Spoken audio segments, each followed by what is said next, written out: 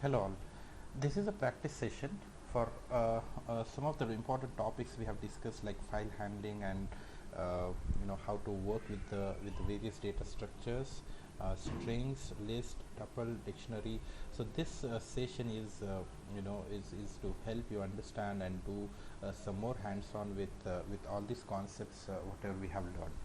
Okay, so let's begin with the basic simple file operation what we have done. So read a file, read contents from a file, and uh, and maybe we can and list the number of characters and its occurrences. Okay, maybe we can frame this differently later on, but for now the idea is just to make simple that okay, how many characters are there, and how many, what is the occurrence, the frequency of the characters we see in the particular file. Okay, so find the occurrences of each letter. Okay, find the occurrences of each character, right? So number of characters and the occurrences of each of the characters, right? So this is a simple exercise, very interesting. We can use whatever we have learned. We learned functions, we learned string operations, we learned loops, and file operations. So let's try and explore. Let me open this with open. I will just open one simple file.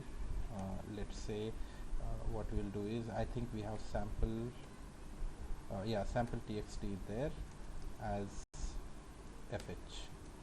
Okay, print fh dot read, just to understand what is there. Yeah, this is the contents what we can see in the file, and it's okay. I mean, we can use this contents for now, and we will try and explore more. Okay. So here now the interest is not to print, but let's try and see what we can do. Okay, so here once we get this details, we can read this with the in the contents. Okay, so this is how we get something into contents. Now I want to use a function. Okay, or later on we can do this with the help of class and objects. You can think about using a class like later count class, or maybe the later count class you can use, and in the class you can do functions like counting the characters. You can do functions like opening a file. You can have attributes. So that is, I will leave you two guys, so maybe you can explore this. So I have a couple of other examples where we will be doing with the help of object oriented classes and various functions we will be writing. So this one I will leave it to you guys for doing so. Okay, so later count is the function. Let's say I want to get a list now, so let's say word list. Okay, word list equal to, I can simply convert contents dot split, and this will convert your data into lists. Okay, let me try and see. Yeah, this is how my the entire data is now converted into a list of words.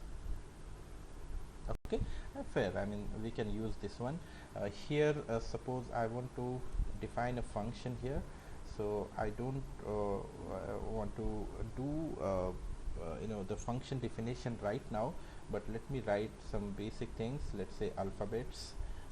I will just use alphabets, a b c d e f g h i j k l m n o p q r s t u v w x y and z. Okay, so yeah, I'm just putting all the alphabets together, right? I know there are other functions, built-in functions can be used if it is alpha or not, is alphabet or not. So that is another alternative you could think about. Not necessarily you should do the way I'm doing it, so everybody can come up with their own solution. Here I will just do later count for the word list. Okay, and I should get that statistics, I should get the details about the later count. Okay, so here let me use later count as a dictionary, or LC. Okay, LC as a dictionary, because this is where I'm going to maintain your and maintain our all the words, all the characters, letters So a letter in alphabets. Okay, and I will do LC, and I will add it here. Okay, I'll just initialize everything here, right? So for LC is now having all the characters, so A B C D to A to Z, and the count is 0 initially. So this is just the initialization stuff. Okay, now maybe you go through the words in word list. Okay, no, you didn't get that word list here, so maybe W, words. Okay, so here I will use words. So that is the word list we have, correct? So now for letter in words, yeah, so you got in word actually, not words, because you got one word every iteration. Let's say this will be the first time, the second time will be is, and so on. So word will be having this, and we can get each red letter from the word. Now we can see WC of letter, and I'm just incrementing it to 1 for every character. If it is new, so whatever character it is just getting incremented. Okay, and let's try and see what it does. Okay, WC, I don't know what error is, we will solve that, but let us understand, not WC, it is LC. Okay, there is some other error. WC, did I use WC somewhere? Yeah, here also, right? LC, I should have used LC. Yes, so this gives me a fair idea about maybe there are many other characters. For example, Z, never used, but still it is listed here. W, V, right? Those are some of the, like Q, B. So those are some of the characters where those values are never used. I mean, those characters are never used in the data, but still they are listed. You can think about removing those. Okay, that's one thing. But at least what we are trying to get is we are getting the count of all the characters, right, which you probably want to have. So how many, which character is maximum number of times it occurred, right, and what is that character? So this is another question we can think about solving. Okay, so yeah, so this is the list we got, and maybe we can print this is a dictionary where we have all the characters, and we can print that. But we can also do big count, who is the biggest count, and which is the bigger big letter also. Okay, so you can use that for initially to make it none, then big letter. Okay, big letter is not a capital letter, it is more about the how many number of times. So that is something I am referring to. For now, for let's say letter and count. Okay, in letter count dot item. See, remember we have discussed during discussion on the dictionary, we have seen that we can iterate over an item. So every item, that means, so L will be A, C will be 9 for the first iteration. Second time L will be B and C will be 0, right? Third time C equal to L equal to C and C equal to 1.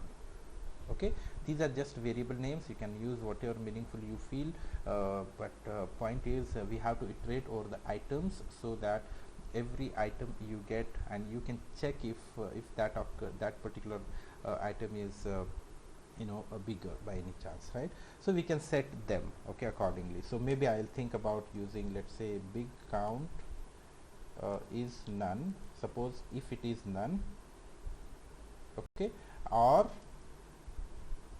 C is greater than big count. Okay, in that case I will make it a big count as a C, obviously, right? If a big count is none initially, yeah, very first time it is none, so it even don't check, it simply comes and put your big count as the value, right? For first time it is 9. Okay, and the second iteration, when it comes and again checks if big count is none, no, it is false, right? Then it will check this one.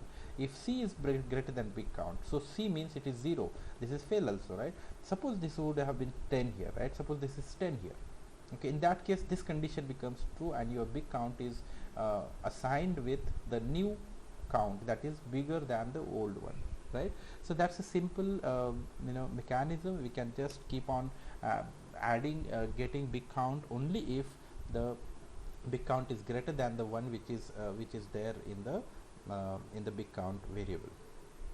Okay, and big later, obviously big later is the L here. Okay, for whichever this condition is matching, that is your big later, right? So that's how you have big later and big count with you. Okay, maybe let me try and print big later and the count. Okay, let me see if it works. Yeah, there is something, right? I thought 9 was the bigger one, but there is 11. I missed to see that here manually, but program does well, right? So see here, so T is the biggest the number of times the keyword the character occurred in the string. So that's how we can do.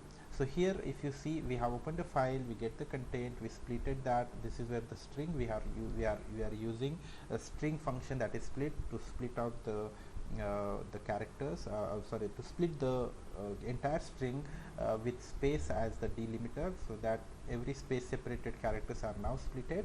Now then we are using a function which is defined here, so later count, and we are calling later count function here. So you may want to define another function as well here, right? So maybe I'll change it in the next cell. I will copy the entire things here, I will put it here, and now you think about using this whole thing as a separate functionality. The reason being, you may want to use this kind of function for other data as well. So here big count. Okay, and let's keep this way, right? So this is simple one, so more readable, clear and clean coding, where you will see these are the two things available, but LC is not available. So what we can do is LC we can pass here, right? So the moment you want to, okay, let me remove, okay, we are not interested in printing that, but we can just call the big count here, and I pass LC here. So the LC is there available with you. Now let me run and check. Okay, yeah, so this is the total your string looks like, and then T11 is what you can see that you got this character which is the biggest character. Okay, biggest number of occurrences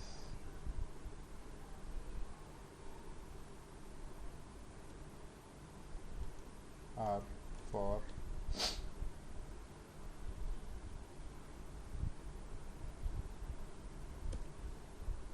this times. Okay, maybe I think this would be good format. Big count and big later. Think about whatever best thing you see, right? The biggest number of occurrences are for T 11 times, right? So now you can give any function, right? So any data, right? So just imagine a data with 100,000 lines, a huge data, and you are just thinking about working with some characters, and you want to see which is the highest number of times you found it.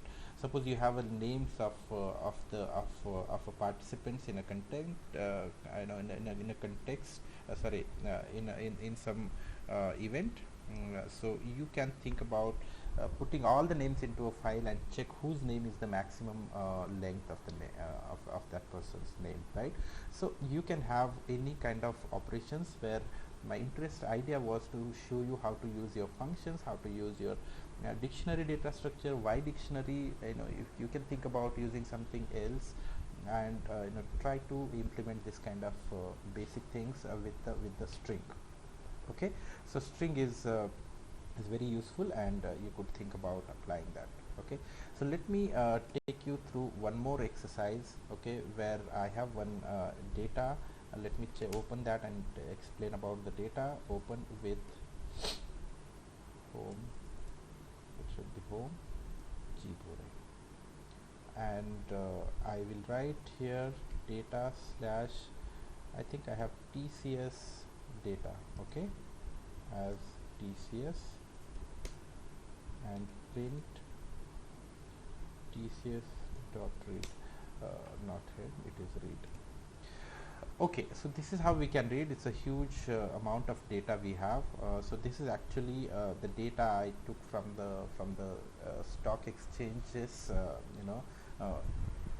where this is the stock information for a company called TCS. Okay, so this company has the stock information for many years. This is 2018 data, but if you keep on moving, so 2006, 18, 19, 17, right, 15, 14, and so on, right? So this is a huge amount of data, I think we have. So right from 2004 it seems. Okay, 2004 to 18, that means 14 years of data, not exactly, but yeah, somewhere around 14 years of data is present for the stock called TCS, and we have this into a comma separated file, that is a plain ASCII file. So we can definitely use open function to open that particular file and try to explore this, try to understand what we can do with the file contents and how we use our learnings like file operations and some of the other data structures and loops and functions. Maybe that will help you. Let's create a problem statement here.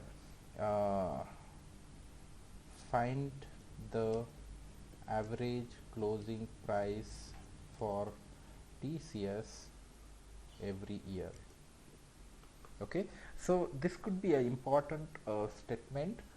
If somebody wants to get, or a financial institute or some investor wants to see that what is the average closing price for every year for last 14 years. Okay, so he may want to plot it, he may want to observe the trend, understand how it is working, how TCS is behaving, or how the growth plan TCS shows in the stock market. So that kind of a small exercise we are trying to do here. Okay, so let's try here. We got a TCS now for a record. Each record we will get in TCS. Okay, so now if I try to print the record here, so each record is getting printed. Now you got printed, and there is one empty line in between, because the print statement also prints one new line character, right? So good, I mean, at least with this we understand that record, we are getting every record at one time. Okay, the first record is of no use, right? And I hope you understand that. Let's first split this, the record, or maybe I'll go with the columns equal to, or I will write completely here, columns equal to rec dot split. Okay, rec is a string and it holds one line at a time. Okay, and I want to split using comma separated fields, right? So now let me check print columns and 0. Suppose if I take the 0th one, I get date and then all the dates, only dates I'm getting. Okay, fine. So I think if I take 1 or 0:3, so I get only date, open, and high, and so on. So we got the data, we got each element, or each data point as a one record.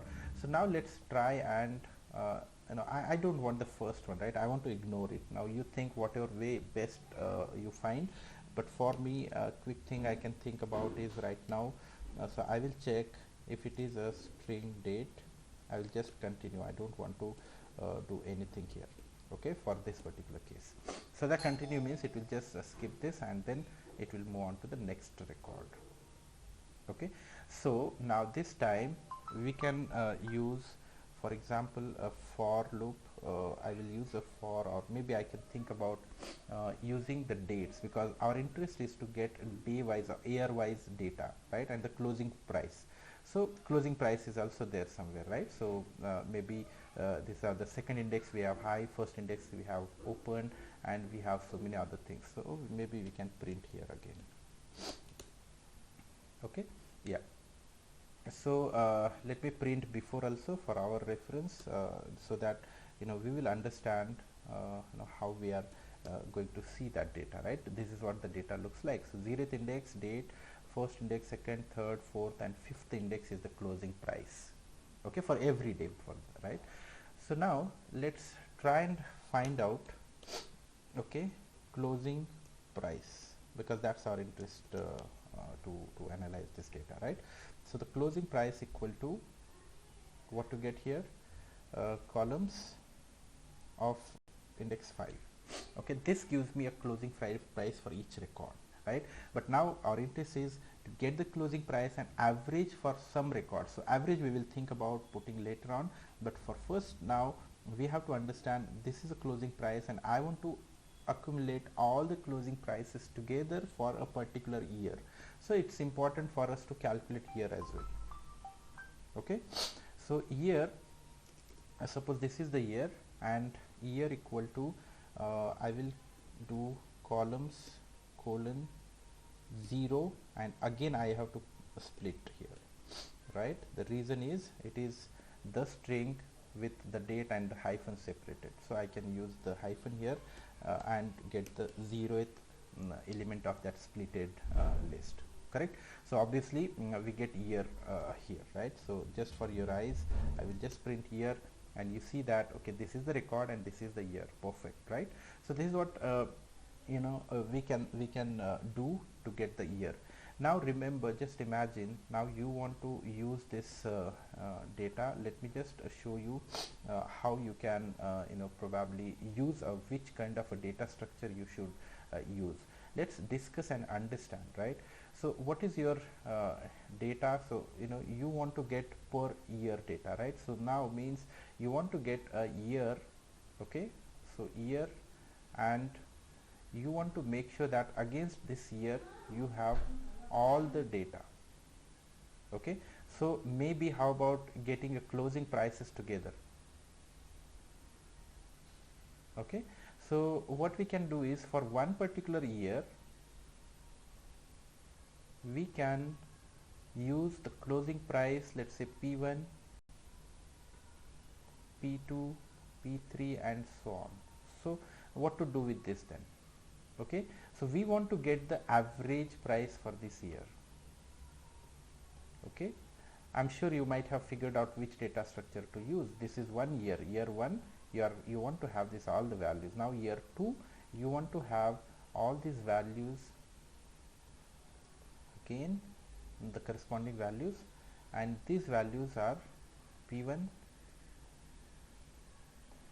P2 and so on, P3 and so on. Okay, so somehow we have to make it correct. So the best data structure what comes in my mind right now is we can think about using a data structure called a dictionary. Okay, let's say year 1 colon list of values, so that it's easy for us to calculate it, for easy to us to calculate the average P1, P2 and so on.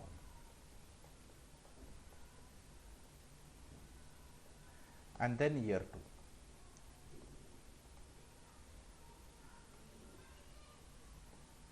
Correct? Then again the list of values. So this way it is easy for us to calculate whatever we are actually looking for, what is it, right? So this is how you can think about doing, but as I said, not restricted to follow the way I'm doing this way. You may think about some better way, so you can think and try and use it. Okay, let me use year wise data, year wise average closing price. Okay, I'll just keep it simple, small. Okay, I have created an empty dictionary, and now let's understand how we can leverage that, or how we can fill up into a dictionary. Okay, so now if year in dictionary. So definitely by default on dictionary, whenever we iterate, it goes over the keys. So definitely here it will look as a key. So if it finds, then okay, and what we will do is year wise we get a year and something we will do. Okay, I'll just keep it partial now. Just hold on. So I want to do the second part, which is important, else part. Okay, if you don't find year into this particular dictionary, and obviously for very first record you won't find it, because look at this, this is the record, right? Year is 2018. Do you find 2018 into year wise average? No, obviously, right? Because this is an empty dictionary. So then what we have to do is we will add this as a key and the closing price as a value. Okay, so what happens is I will show you here how we are creating that particular data structure. So this was the empty dictionary, and now we got 2018 added. Okay, so what next then, right? What I want is 2018, against that we got a closing price of let's say 1999. Okay, that is the closing price of that particular stock. Okay, and what do you think, what should I do later? Okay, closing price dot what is this, 85. Okay, I think we have to also handle this type of data here. We will do that soon. So this is the one price, but that is not enough, isn't it? So we are not going to store this way, because the second time when it comes, how to store it then, right? We should have it a list here, list of these values. So that's why what I will do is I will put that into a square bracket. Okay, a list with a single element at this moment. Okay, the second record, for the second record, year is 2018, and it finds this year, right? So it won't come in the else part, it will go in the if part here. So if this is the case, with the help of this year, this particular year, you will get the list here. So this particular list. Now on this list you could append the closing price. Okay, so if you find that year into the dictionary, append the closing price. If you don't find, then that's the first time you want to create a list of list with only one value, that is closing price. And the second time it comes for all the records for 2018, it will just keep on appending the closing prices. The moment you find different year, so for different year it comes to the second part of the if else, that is else part. Okay, and inside else part you will see that this is the new error we are getting added, we are going to add here, and we will try to see.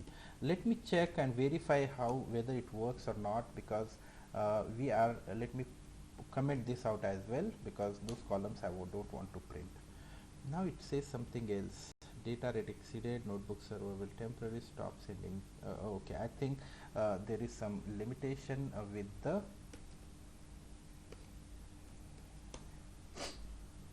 okay, unhashable. Okay, I think this is not a list, right? We can't slice, but yeah, let me see how we can do. But year wise data, I'm assuming that we got this year wise data for year in year wise data. Okay, let's print year comma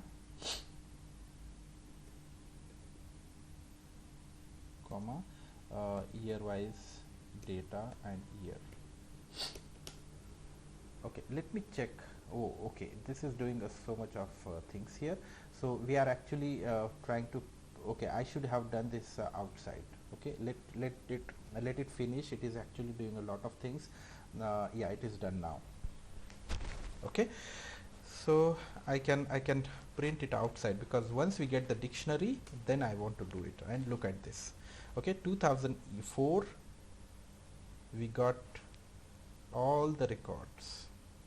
Okay, for 2004. No, is it? No, I think 2004 we got these many records. And again 2004, that is a concern now, right? So let me check what we can do. It is all about 2004. Why?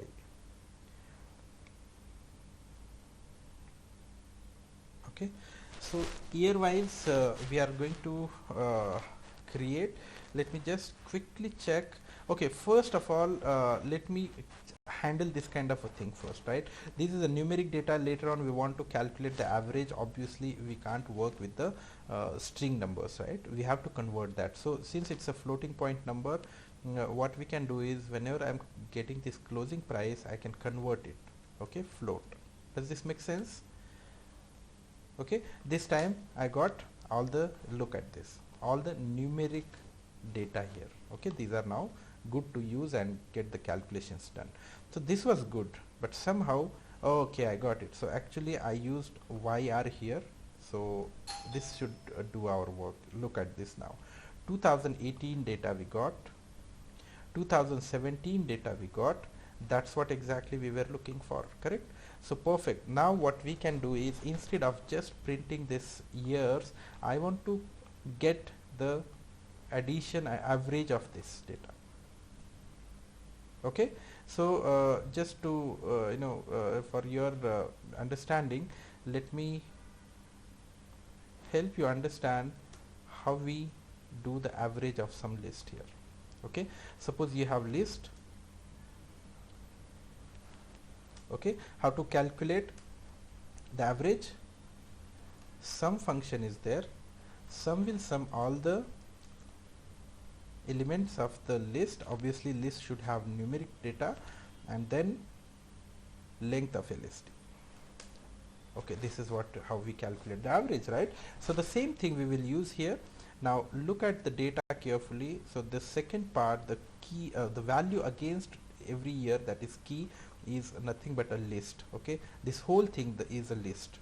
Okay, so how about doing this sum of this whole thing divided by length of this whole thing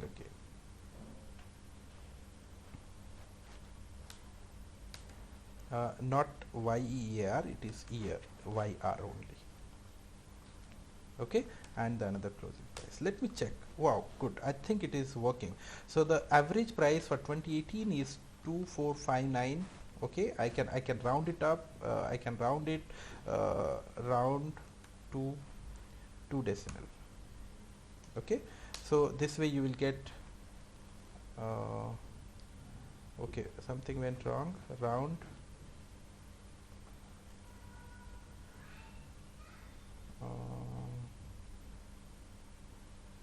yeah, what's wrong here?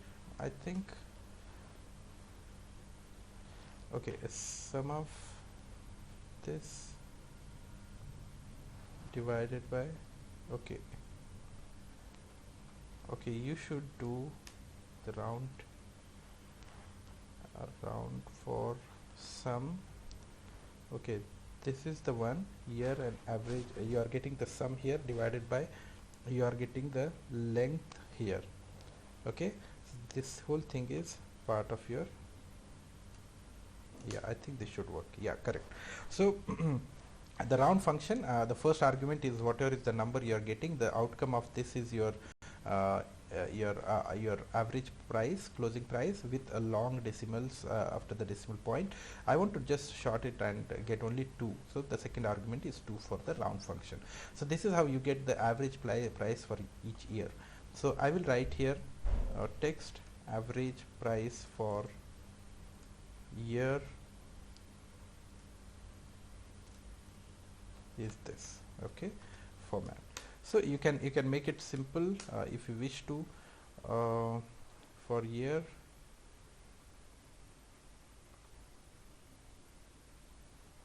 the second would be year comma, okay, this should be the case here actually, right? So yeah, so average price for 2018 is 2459, average price for 2017 is 2475.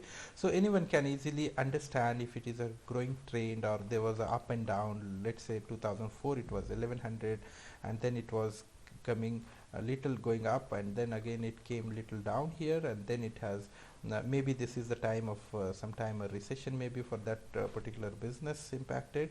And then later on it has consistent growth story here, right? So we can think about, I mean, this gives some kind of a clue and some kind of analysis. So this is the first step. We should think about analyzing anything. This is kind of a, data analysis one should do. So here we have applied, we have used our concepts, whatever we learned. For example, year wise average we are taking as a dictionary, and why we take it as a dictionary we learned. Then the file opening, how to open a file, how to work with the for loop, how to split, how to use the string functions, how to use if and continue, then how to use conversion function float, and why we need it to use. If I don't use it, it will fail. Look at this. If I try to do that, it will say that you're trying to sum all the numbers, right? All the numbers, but those are all numeric, all string numbers, right? So you have to float it, okay, convert it using conversion function. Then we used another if else, and then we used for or the dictionary, and we tried to solve. This is interesting example. This learning will help you to apply in many data sets which we are going to use in the data science project going forward. So obviously there are simple mechanism. We haven't discussed about pandas, numpy. So pandas we can use, and probably the whole thing can be done quickly in 1 or 2 lines. I understand that, but idea here is to explain about the basic operations with your basic concepts in Python. Okay, in pandas we can probably try again later on to close this, to do it in just 2 lines of code. That is possible, and that's the best thing. Okay, we can think about doing the same. Okay, so that's all for this session. See you in the next practice session with some other exercises, interesting exercises for other concepts. Okay, thanks for watching.